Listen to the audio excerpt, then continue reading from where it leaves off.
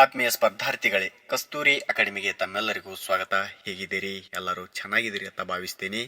ಈಗಾಗಲೇ RRB group D ಯ ಒಂದು ಪರೀಕ್ಷೆಗಳು ಕೂಡ ಆರಂಭವಾಗಿದ್ದಾವೆ. ಜೊತೆಗೆ SSC ಕಡೆಯಿಂದ ಮತ್ತೆ ಒಂದು ಹೊಸ ನೋಟಿಫಿಕೇಶನ್ ಕೂಡ ಬಿಡುಗಡೆಯಾಗಿದೆ. ಆ ಒಂದು ನೋಟಿಫಿಕೇಶನ್ ಅನ್ನು ಕುರಿತು ನಾವು ಇವತ್ತಿನ ಒಂದು ವಿಡಿಯೋದಲ್ಲಿ ಸಂಪೂರ್ಣವಾಗಿ ಮಾಹಿತಿಯನ್ನು ನೋಡ್ತಾ ಹೋಗೋಣ. ಹೊಸಬರು ಇದುವರೆಗೆ ನಮ್ಮ ಚಾನಲ್ಗೆ ಯಾರು ಸಬ್ಸ್ಕ್ರೈಬ್ ಮಾಡಿಲ್ಲ, ಪ್ಲೀಸ್ ಹೋಗಿ ಸಬ್ಸ್ಕ್ರೈಬ್ ಮಾಡ್ಕೊಳ್ಳಿ. ಹಾಗೆ ಪಕ್ಕದಲ್ಲಿರುವ ಬೆಲ್ ಐಕನ್ ಕೂಡ ನೀವು ಕ್ಲಿಕ್ ಮಾಡ್ಕೊಳ್ಳಿ. ಬೆಲ್ ಐಕನ್ ಕ್ಲಿಕ್ ಮಾಡ್ಕೊಳ್ಳೋದರಿಂದ ನಾನು ಹಾಕ್ತಕ್ಕಂಥ ಹಲವಾರು ವಿಡಿಯೋಗಳ ನೋಟಿಫಿಕೇಶನ್ಗಳು ನಿಮಗೆ ಬಂದು ತಲುಪುತ್ತವೆ. ಜೊತೆಗೆ ಡಿಸ್ಕ್ರಿಪ್ಷನ್ ಅಲ್ಲಿ ಕೊಟ್ಟಂತ ವಾಟ್ಸ್ಆಪ್ ಮತ್ತೆ ಟೆಲಿಗ್ರಾಮ್ ಲಿಂಕ್ ಕೂಡ ನೀವು ಜಾಯ್ನ್ ಆಗಬಹುದು. ಅಲ್ಲಿನೂ ಕೂಡ ನಾನು ಲಿಂಕ್ ಅನ್ನ ಶೇರ್ ಮಾಡ್ತೀನಿ ಅಂತ ಹೇಳ್ತಾ ಬನ್ನಿ ಈ ಒಂದು ನೋಟಿಫಿಕೇಶನ್ ಅನ್ನ ಸಂಪೂರ್ಣವಾಗಿ ಮಾಹಿತಿಯನ್ನು ನಾವು ನೋಡ್ತಾ ಹೋಗೋಣ.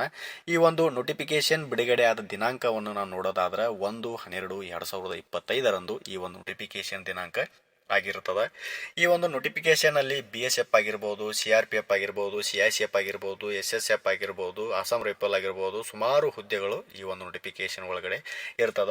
ಈ ಒಂದು ಹುದ್ದೆಗೆ ಅಪ್ಲಿಕೇಶನ್ ಹಾಕುವ ದಿನಾಂಕ ಎಲ್ಲಿಂದ ಆರಂಭ ಅಂತಂದ್ರೆ 1/12/2025 31/12/2025 ಈ ಒಂದು ಕೊನೆಯ ದಿನಾಂಕವಾಗಿರ್ತದೆ. ಈ ಒಂದು ಹುದ್ದೆಗೆ ನಾವು ಅಪ್ಲಿಕೇಶನ್ ಅನ್ನು ಹಾಕಿದ ನಂತರ ಕೆಲವು ಕೆಟಗರಿಗೆ ತಕ್ಕಂತೆ ಇಲ್ಲಿ ಆನ್ಲೈನ್ ಫೀಸ್ ಇರ್ತದ. ಆ ಒಂದು ಫೀಸ್ ಅನ್ನು ತುಂಬಿಕೊಳ್ಳುವ ಕೊನೆಯ ದಿನಾಂಕ ಯಾವಾಗ ಅಂತಂದ್ರೆ 1/1/2026 ನಾವು ಈ ಒಂದು ಆನ್ಲೈನ್ ಪೇಮೆಂಟ್ ಮುಖಾಂತರ ಈ ಒಂದು ಹುದ್ದೆಗೆ ನಾವು DD ಅನ್ನ ಕಟ್ಕೊಳ್ಳುವ ಡೇಟ್ ಅನ್ನು ಕೊಟ್ಟಿರ್ತಾರೆ. ಈ ಒಂದು ಹುದ್ದೆಗೆ ಸಂಬಂಧಪಟ್ಟಂತೆ ನಾವು ಅಪ್ಲಿಕೇಶನ್ ಅನ್ನು ಕೂಡ ಹಾಕಿದ್ದೇವೆ, ಪೇಮೆಂಟ್ ಕೂಡ ಮಾಡಿದ್ದೇವೆ. ನಂತರ ಎಕ್ಸಾಮ್ ಯಾವಾಗ ಅಂತ ಹೇಳಿ ಕೇಳೋದಾದ್ರೆ ಇಲ್ಲಿ schedule computer based examination February ಮತ್ತು ಏಪ್ರಿಲ್ 2026 ಒಳಗೆ ಈ ಒಂದು ಹುದ್ದೆಗೆ ಏನಾಗ್ತದೆ ಪರೀಕ್ಷೆಗಳು ಕೂಡ ಆನ್ಲೈನ್ ಮುಖಾಂತರ ಪರೀಕ್ಷೆಗಳು ಕೂಡ ನಡೀತಾವೆ ಅನ್ನೋದು ಕೂಡ ಅವರು ಆಲ್ರೆಡಿ ಡೇಟ್ ಅನ್ನು ಕೂಡ ಮೆನ್ಷನ್ ಅನ್ನ ಮಾಡಿದ್ದಾರೆ. ಹಾಗೆ ಈ ಒಂದು ಹುದ್ದೆಗೆ BSF ಒಳಗಡೆ ಎಷ್ಟು ಹುದ್ದೆ ಇದಾವೆ, CRPF ಒಳಗಡೆ ಎಷ್ಟು ಹುದ್ದೆಗಳಿದಾವೆ, SSF ಒಳಗಡೆ ಎಷ್ಟು ಹುದ್ದೆಗಳಿದಾವೆ ಮತ್ತು ಅಸ್ಸಾಂ ರೈಫಲ್ ಒಳಗಡೆ ಎಷ್ಟು ಹುದ್ದೆಗಳಿದಾವೆ ಅನ್ನೋದು ಕೂಡ ನಾವು ಇಲ್ಲಿ ಒಂದೊಂದಾಗಿ ನೋಡ್ತಾ ಹೋಗೋದಾಗಿರ್ತದೆ. ಹಾಗೆ ಈ ಒಂದು ಹುದ್ದೆಗೆ ನಾವು ಏಜ್ ಎಷ್ಟರಿಂದ ಆರಂಭ ಎಲ್ಲಿವರೆಗೆ ನಾವು ಅಪ್ಲಿಕೇಶನ್ ಅನ್ನ ಹಾಕಬಹುದು, ಈ ಒಂದು ಹುದ್ದೆಗೆ ನಮ್ಗೆ ಫಿಸಿಕಲ್ ಯಾವ ತರನಾಗಿ ತಗೋತಾರೆ ಮತ್ತು ಯಾವ ಯಾವ ಸೆಂಟರ್ಗಳು ಕೂಡ ಇಲ್ಲಿ ಕೊಟ್ಟಿರ್ತಾರೆ ಅನ್ನೋದು ಕೂಡ ನಾವು ಇಲ್ಲಿ ಒಂದೊಂದಾಗಿ ನೋಡ್ತಾ ಹೋಗೋಣ.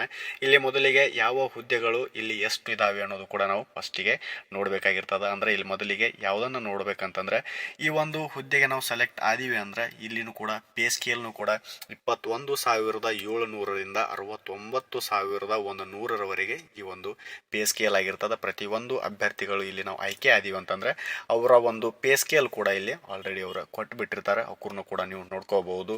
ಈ ಒಂದು ಹುದ್ದೆಯಲ್ಲಿ BSFಗೆ ಎಷ್ಟು ವೇಕೆನ್ಸಿಗಳು ಇದಾವೆ ಮತ್ತೆ CICFಗೆ ಎಷ್ಟು ವೇಕೆನ್ಸಿಗಳಿದ್ದಾವೆ, CRPF ಆಗಲಿ, SSB ಆಗಲಿ, ITBP ಆಗಲಿ, ಅಸ್ಸಾಂ ರೈಫಲ್ ಆಗಲಿ, ಇಲ್ಲಿ ಪ್ರತಿಯೊಂದು ಕೆಟಗರಿಗೆ ತಕ್ಕಂತೆ ಇಲ್ಲಿ ಹುದ್ದೆಗಳನ್ನು ಕೂಡ ಬಿಟ್ಟಿರ್ತಾರೆ.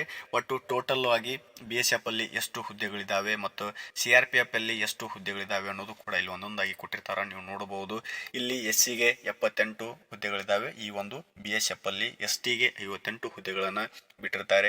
ಇನ್ನು OBCಗೆ ಸಂಬಂಧಪಟ್ಟಂತೆ 113 ಹುದ್ದೆಗಳಿದಾವೆ ಮತ್ತು EWS ಅಭ್ಯರ್ಥಿಗಳಿಗೆ 53 ಇದಾವೆ. ಇನ್ನು UR ಅಂದ್ರೆ ಅನ್ರಿಸರ್ವ್ಡ್ ಕ್ಯಾಂಡಿಡೇಟ್ಗಳಿಗೆ 222 ಹುದ್ದೆಗಳನ್ನ ನೋಡ್ತೀವಿ. ಟೋಟಲ್ ಆಗಿ 524 ಹುದ್ದೆಗಳನ್ನ ನಾವು ಕೇವಲ ಹುಡುಗರು ನೋಡಿದ್ವಿ. ಇನ್ನು ಹುಡುಗಿಯರು ಅಂದ್ರೆ ಫೀಮೇಲ್, ನಾವು ಈಗ ಮೇಲ್ದು ನೋಡಿದ್ವಿ.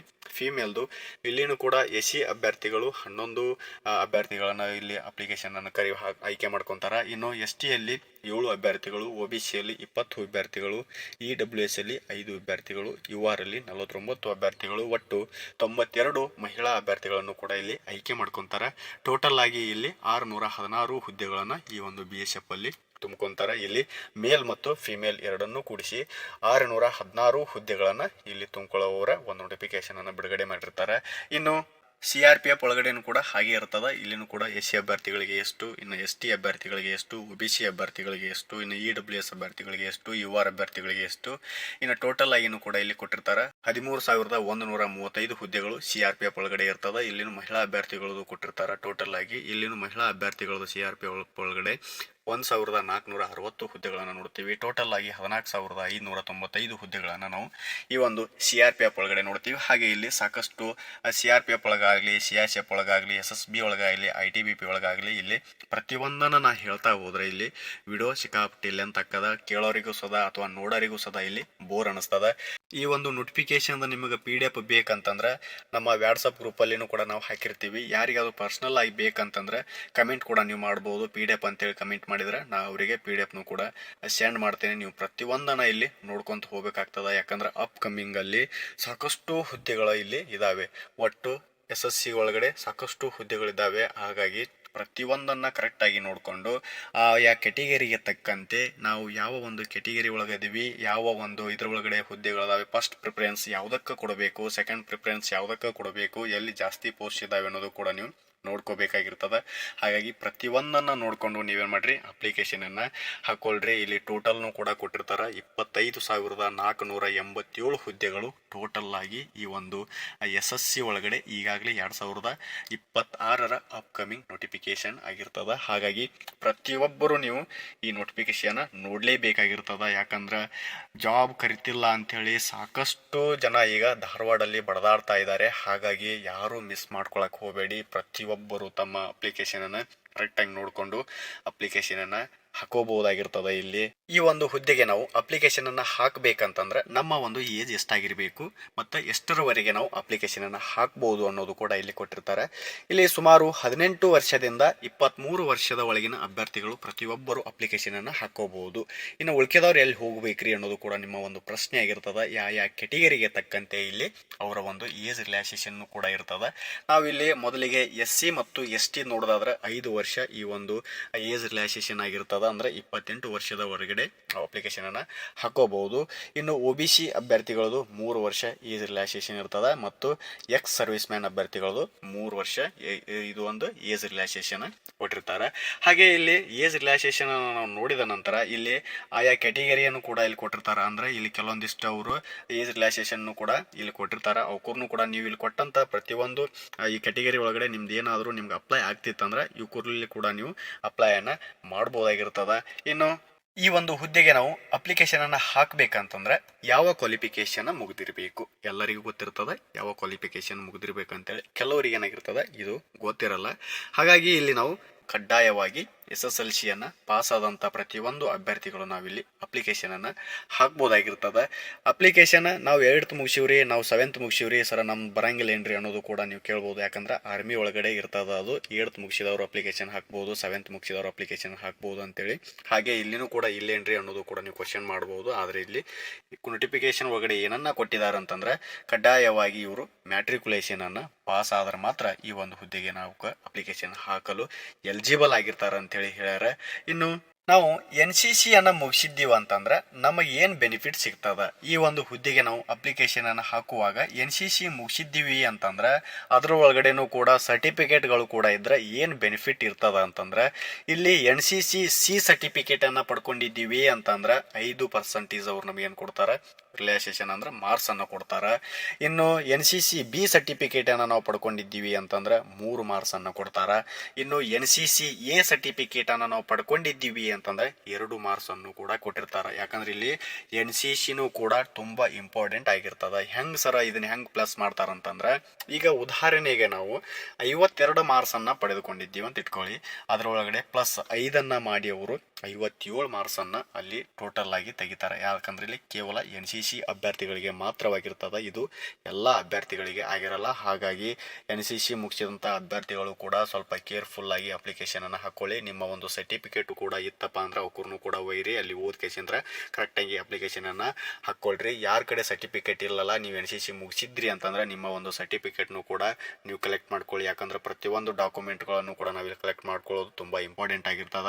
ಇನ್ನು ಈ ಒಂದು ಹುದ್ದೆಗೆ ನಾವು ಅಪ್ಲಿಕೇಶನ್ ಅನ್ನ ಹಾಕುವಾಗ ಅಲ್ಲಿ ನಮ್ಮ ಒಂದು ಎಕ್ಸಾಮಿನೇಷನ್ ಪ್ಲೇಸ್ ಅನ್ನ ಕೇಳ್ತದ. ನೀವು ಯಾವ ಎಕ್ಸಾಮಿನೇಷನ್ ಪ್ಲೇಸ್ ಅನ್ನ ಸೆಲೆಕ್ಟ್ ಮಾಡ್ಕೋತೀರಿ ಅಂತೇಳಿ ನಿಮ್ಮ ಒಂದು ಊರಿನಿಂದ ಯಾವ ಒಂದು ಸ್ಥಳ ನಿಮಗೆ ಸಮೀಪವಾಗಿರ್ತದಲ್ಲ ಆ ಒಂದು ಸಮೀಪದ ಎಕ್ಸಾಮಿನೇಷನ್ ಪ್ಲೇಸ್ ಅನ್ನ ನೀವೇನ್ ಮಾಡ್ಕೋರಿ, ಆಯ್ಕೆ ಮಾಡ್ಕೋರಿ. ಯಾಕಂತಂದ್ರೆ ನಮ್ಮ ಊರು ಬಿಟ್ಟು ದೂರ ನಮಗೆ ಹೋಗೋಕ್ಕಾಗಲ್ಲ. ಯಾಕಂದ್ರೆ ಶಿಫ್ಟ್ ವೈಸ್ ಅಲ್ಲಿ ಎಕ್ಸಾಮ್ ಇರ್ತಾವೆ, ಯಾವ ಶಿಫ್ಟಿಗೆ ನಮ್ದು ಬರ್ತದ ಅನ್ನೋದು ಕೂಡ ನಮ್ಗೆ ಗೊತ್ತಾಗಲ್ಲ. ಇಲ್ಲಿ ನಾವು ಮೊದಲಿಗೆ ನೋಟಿಫಿಕೇಶನ್ ಅನ್ನ ನೋಡುವಾಗ ನಾವು ಪ್ರತಿಯೊಂದನ್ನ ನೋಡ್ತಾ ಬರ್ಬೇಕಾಗ್ತದ. ಕೊನೆಗೆ ಇಲ್ಲಿ ನಮ್ಮ ಒಂದು ಎಕ್ಸಾಮಿನೇಷನ್ ಆ ಪ್ಲೇಸ್ ಎಲ್ಲೆಲ್ಲಿ ಕೊಟ್ಟಿರ್ತಾರೆ ಕರ್ನಾಟಕ ಒಳಗಡೆ ಅನ್ನೋದು ಕೂಡ ನಾವು ಇಲ್ಲಿ ನೋಡ್ಕೋಬೇಕಾಗಿರ್ತದೆ. ಇಲ್ಲಿ ಮೊದಲಿಗೆ ಬೆಂಗಳೂರು ಕೂಡ ಇದೆ, ಬೆಳಗಾವಿ ಕೂಡ ಇದೆ, ಧಾರವಾಡ ಕೂಡ ಇದೆ, ಹುಬ್ಬಳ್ಳಿ ಕೂಡ ಇದೆ, ಕಲಬುರಗಿ ಇದೆ, ಮಂಗಳೂರು ಇದೆ, ಮೈಸೂರು ಇದೆ, ಶಿವಮೊಗ್ಗ ಇದೆ, ಉಡುಪಿ ಇದೆ. ಹಾಗೆ ಸಾಕಷ್ಟು ಕರ್ನಾಟಕದಾಗ ನಮ್ಮ ಒಂದು ಎಕ್ಸಾಮಿನೇಷನ್ ಪ್ಲೇಸ್ಗಳು ಕೂಡ ಇದ್ದಾವೆ.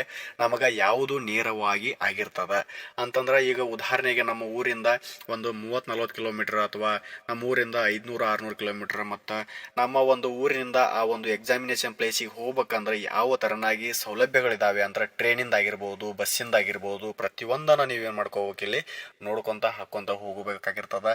ಹಾಗಾಗಿ ಪ್ರತಿಯೊಂದನ್ನು ನೀವು ನೋಡ್ಕೊಂತ ಕೇಸಿಂತ್ರ ನೀವು ಅಪ್ಲಿಕೇಶನನ್ನು ಹಾಕೋಬೋದಾಗಿರ್ತದೆ. ಯಾಕಂತಂದ್ರೆ SSC ಒಳಗಡೆ ಈಗ ಮತ್ತೆ 2026ರಲ್ಲಿ 25,000ಕ್ಕಿಂತ ಹೆಚ್ಚಿನ ಒಂದು ಹುದ್ದೆಗಳನ್ನು ಈಗಾಗಲೇ ಬಿಟ್ಟಿದ್ದಾರೆ. ಹಾಗಾಗಿ SSCಗೆ ಓದ್ತಿರುವಂಥ ಪ್ರತಿಯೊಂದು ಅಭ್ಯರ್ಥಿಗಳು ಆಗಿರಲಿ ಅಥವಾ ಇತರೆ ಯಾವುದೇ ಎಕ್ಸಾಮಿನೇಷನ್ಗೆ ಓದ್ತಿರ್ತಕ್ಕಂಥ ಅಭ್ಯರ್ಥಿಗಳು ಕೂಡ ಆಗಿರಲಿ, ಪ್ರತಿಯೊಬ್ಬರು ಇದನ್ನು ನೋಡ್ಕೋಬೇಕಾಗಿರ್ತದೆ. ಯಾಕಂದ್ರೆ ನಾವು ನೋಡದೆ ಯಾವುದೇ ಅಪ್ಲಿಕೇಶನನ್ನು ಹಾಕೋಕ್ಕಾಗೋದಿಲ್ಲ. ಹಾಗಾಗಿ ಪ್ರತಿಯೊಂದನ್ನು ನೀವು ನೋಡ್ಕೊಂಡ್ ಕೇಸಿಂದ್ರ ಅಪ್ಲಿಕೇಶನನ್ನು ಹಾಕೊಳ್ಳಿ. ನಿಮಗಂತೂ ಗೊತ್ತೇ ಇದೆ, ಧಾರವಾಡಲ್ಲಿ ಸಾಕಷ್ಟು ವಿದ್ಯಾರ್ಥಿಗಳಾಗಿರಲಿ ಅಥವಾ ಬಿಜಾಪುರದಲ್ಲಾಗಿರಲಿ, ಬೆಂಗಳೂರಲ್ಲಾಗಿರಲಿ ಸಾಕಷ್ಟು ವಿದ್ಯಾರ್ಥಿಗಳು ಓದ್ತಾ ಇದ್ದಾರೆ. ಆದರೆ ಯಾವುದೇ ಹುದ್ದೆಗಳು ಬಿಡ್ತಾ ಇಲ್ಲ ಅಂಥೇಳಿ ಈಗಾಗಲೇ ಸ್ಟ್ರೈಕನ್ನು ಕೂಡ ಮಾಡ್ತಿದ್ದಾರೆ. ಅದರ ಒಳಗಡೆನೂ ಕೂಡ 25,000ಕ್ಕಿಂತ ಹೆಚ್ಚಿನ ಹುದ್ದೆಗಳನ್ನು ಬಿಟ್ಟಿದ್ದಾರೆ ಅಂತಂದ್ರೆ ನಾವು ಇದಕ್ಕೂ ಕೂಡ ಅಪ್ಲಿಕೇಶನನ್ನು ಹಾಕ್ಬೋದಾಗಿರ್ತದೆ. ಯಾಕೆ ನಾವು ಬರೀ ಪೊಲೀಸ್ ಅಂತ ಸಾಯ್ಬೇಕು? ಪ್ರತಿಯೊಂದಕ್ಕೆ ನಾವು ಏನು ಮಾಡ್ಬೇಕಂದ್ರೆ ಇಲ್ಲಿ ಪಾರ್ಟಿಸಿಪೇಟ್ ಮಾಡ್ಬೇಕಾಗಿರ್ತದೆ. ಆದ್ರೆ ಆಗಿರ್ತದೆ, ಇಲ್ಲ ಅಂದ್ರೆ ಮತ್ತೆ ಮುಂದೆ ಯಾವುದಕ್ಕಾದರೂ ಕೂಡ ನಾವು ಟ್ರೈ ಮಾಡ್ಬೋದಾಗಿರ್ತದೆ. ಯಾಕಂದ್ರೆ ನಾವು ಒಂದನ್ನು ಇಲ್ಲಿ ನಂಬ್ಕೊಂಡು ಕುಂದ್ರುವ ಅವಶ್ಯಕತೆ ಇಲ್ಲ. ನೋಡಿರಿ ನೀವು ಕೂಡ ಸಾಕಷ್ಟು ಸ್ಟ್ರೈಕ್ಗಳನ್ನು ಕೂಡ ಮಾಡ್ತಾ ಇದ್ದಾರೆ. ಹಾಗಾಗಿ ಇವ್ಕರ್ನೂ ಕೂಡ ನಿಮ್ಮ ಒಂದು ಅಪ್ಲಿಕೇಶನ್ ಎಲಿಜಿಬಲ್ ಇದ್ರೂ ಕೂಡ ನೀವು ಅಪ್ಲಿಕೇಶನನ್ನು ಹಾಕೋಬಹುದು ಅಂತ ಹೇಳ್ತಾ, ಈ ಒಂದು ನೋಟಿಫಿಕೇಶನ್ ಒಳಗಡೆ ನಿಮ್ಗೆ ಏನಾದರೂ ಮಾಹಿತಿಗಳು ಇನ್ನೂ ಬೇಕಂತಂದ್ರೆ ನಮ್ಮ ಕಮೆಂಟ್ ಮುಖಾಂತರನೂ ನೀವು ತಿಳಿಸ್ಬೋದು. ನಾವು ಅಲ್ಲಿನೂ ಕೂಡ ಒಂದು ತಿಳಿಸುವ ಪ್ರಯತ್ನವನ್ನು ಕೂಡ ಮಾಡ್ತೇವೆ. ನಿಮಗೇನಾದರೂ ಈ ಒಂದು SSC ನೋಟಿಫಿಕೇಶನ್ ಬಗ್ಗೆ ನಿಮಗೇನಾದರೂ ಅರ್ಥವಾದ್ರೆ ನಿಮ್ಮ ಫ್ರೆಂಡ್ಸಿಗೆ ಕೂಡ ಹೇಳ್ರಿ. ಯಾಕಂದ್ರೆ ಅವ್ರ ಕಡೆ ಪೇಷನ್ಸ್ ಇರಂಗಿಲ್ಲ ಅಥವಾ ಅವರು ಏನೋ ಅವ್ರ ಕಡೆ ಮೊಬೈಲ್ಗಳು ಕೂಡ ಇರಂಗಿಲ್ಲ, ಅವರು ಕೂಡ ನೋಡಿರಂಗಿಲ್ಲ. ನಿಮಗೇನಾದ್ರೂ ಗೊತ್ತಿತ್ತಪ್ಪ ಅಂದ್ರೆ ನಿಮ್ಮ ಫ್ರೆಂಡ್ಸಿಗೆ ಕೂಡ ಶೇರ್ ಮಾಡಿರಿ, ಅವರಿಗೂ ಕೂಡ ಹೇಳ್ರಿ ಅಂತ ಹೇಳ್ತಾ, ಈ ವಿಡಿಯೋ ನಿಮಗೇನಾದ್ರೂ ಇಷ್ಟವಾದರೆ ಲೈಕ್ ಮಾಡಿರಿ, ಶೇರ್ ಮಾಡಿರಿ, ಸಬ್ಸ್ಕ್ರೈಬ್ ಮಾಡ್ಕೊಳ್ಳಿ. ಮತ್ತೆ ಮುಂದಿನ ವಿಡಿಯೋದಲ್ಲಿ ಸಿಗೋಣ. ಧನ್ಯವಾದಗಳು.